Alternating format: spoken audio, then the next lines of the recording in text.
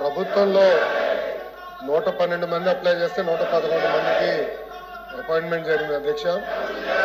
ZP ఎంపీపీకి వచ్చి గల 3175 మంది అప్లై చేస్తే 2326 మందిని 749 మంది అక్కడ గ్యాప్ ఉంది.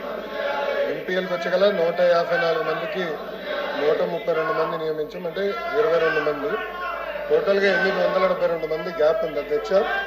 గౌరవ సభ్యులు చెప్పినట్లు ఏంటంటే ఆ విషయంలో కొంచెం కోర్టులో కూడా ఉంది అధ్యక్ష. అది మీరు అన్నట్టు గతంలో 26/7/2023లో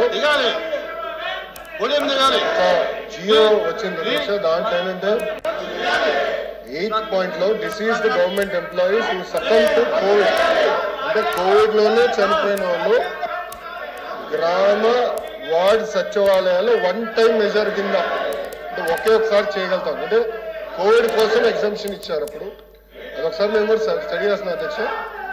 ఎందుకంటే దీంట్లో మళ్ళీ యూనిఫైడ్ రూల్స్ అన్ని ఇబ్బంది పడతాము.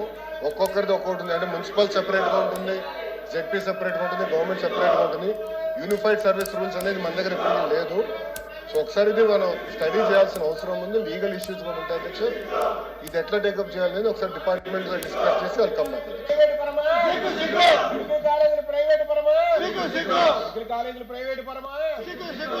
దయచేసి కూర్చోవాలి, సభ జరగాలి. మీ వాయిదా తీర్మానం తిరస్కరించాం. మీరు అలా